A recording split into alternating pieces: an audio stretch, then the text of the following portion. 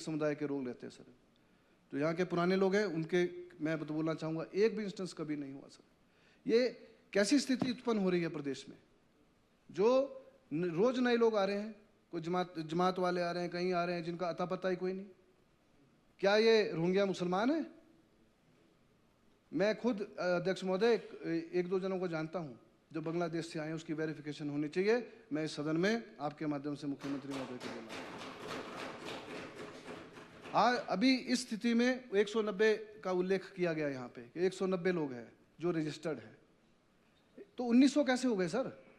आप किसी भी बाजार में चले जाइए, चाहे संजौली बाजार चले जाइए, चाहे ढली चले जाइए, कसुमटी चले जाइए, लक्कड़ बाजार चले जाइए सर, जगह जगह पे लोगों के चलने की जगह नहीं है। मैं आपसे मांग करता हूँ कि इसको जो हटाया जाए, 190 लोगों की वेरिफिकेशन करी जाए और बाकी जो है साफ करे जाए sir. It is not a question about legal illegal sir. Court case चलाती है, म्यूनिसिपल कॉर्पोरेशन में केस चल रहे हैं सर, कईयों के चल रहे हैं, हम लोगों के भी चलते हैं, उसमें क्या है। परंतु मैं हैरान, उसकी भी स्थिति आपके सामने लेके आ रहा हूँ सर, उसकी बिल्कुल स्थिति ला रहा हूँ। मैंने रिपोर्ट मंगाई है एमसी कॉर्पोरेशन से, जिसका बाद में मंत्री जी और माननीय मुख्यमंत्री जी बोलेंगे। ये सबसे पहले तो मैं बोलना चाहूँगा कि 2010 पहले 1950-60 में कभी होगा सर? सबसे पहले तो क्या प्रशासन से मंजूरी ले गई मस्जिद खोलने की?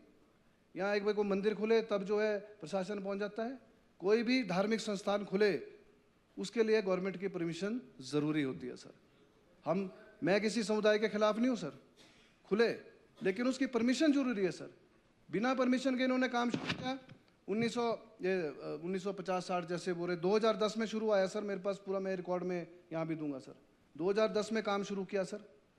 उसके बाद अवैध निर्माण किया गया, विवरण जो है वो उस टाइम जो है 110 स्क्वायर मीटर 250 स्क्वायर मीटर मैंने 2500 स्क्वायर फुट का जो है इलीगल कंस्ट्रक्शन करी गई।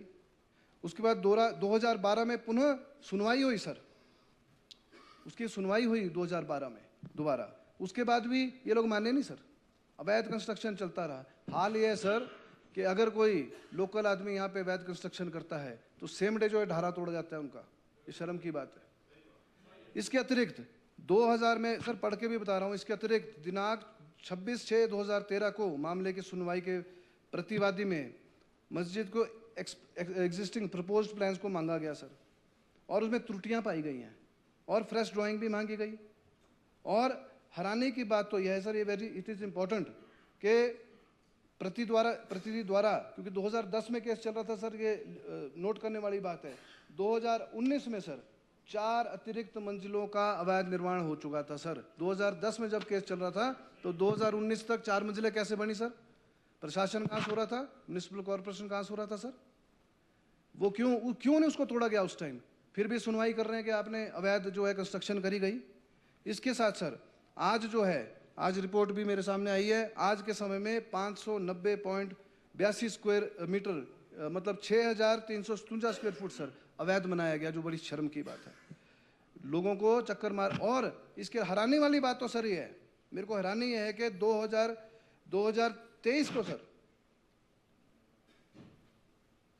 2023 को कॉरपोरेशन को पता चल रहा है कि जिसके खिलाफ जो सुनवाई में आ रहा है उसका कुछ लेना देना ही नहीं है उसका। तो बड़ी शर्म की बात है सर, उसका पता ही नहीं है। बाद में वर्क ऑफ बोर्ड तो बाद में आया, पहले तो व्यक्ति के नाम ही केस चला रहे थे।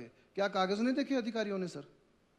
ये मतलब हैरानी वाली बात है सर। 10 साल बाद उनको ध्यान आ रहा है कि जिसके खिलाफ केस है वो तो प्रतिवादी बन ही नहीं सकता sir, he can not, respondent बन ही नहीं सकता है वो। उन्होंने वर्क ऑफ बोर्ड को सर उस टाइम जो है वो ट्रांसफर किया गया। एक और हैरानी वाली बात है सर, मैं ये टेबल पे ले करने जा रहा हूँ, जमीन जो है, जो उसकी जमीन बताई जा रही है, वो मालिकाना हक जो है हिमाचल प्रदेश सरकार के पास है सर, और उसका सिर्फ कब्जाधारी है। मैं आपके माध्यम से माननीय मुख्यमंत्री जी को भी बोलूँगा, मैं ये रिपोर्ट ले कर रहा हूँ कि वो जो है उनका कब्जा जो है उससे वो जो है ख़त्म करा जाए, और हिमाचल प्रदेश सरकार मालिक है, जो हिमाचल प्रदेश जो सरकार जो है उसका बिल्कुल कब्जा अपने पास ले। ये मैं टेबल पे ले कर रहा हूँ सर। कि इतने हज़ारों केस चले सर, चाहे बिल्डिंग का है कुछ है, इतने रोज चलते हैं, तो इसके होने चाहिए। कोई भी सर रही धरने देने की बात सर, कि कसुमटी विधानसभा क्षेत्र से आए या चौपाल से आए या कहीं से आए सर, हिंदुस्तान एक फ्री मुल्क है, आज़ादी ऐसी नहीं हुई सर। आज़ादी में पूरे देश के लोग जो है शामिल थे, हर प्रदेश के लोग शामिल थे। तो मैं ये समझता हूँ कि कोई भी गलत काम के खिलाफ चाहे वो काउंसलर्स हों,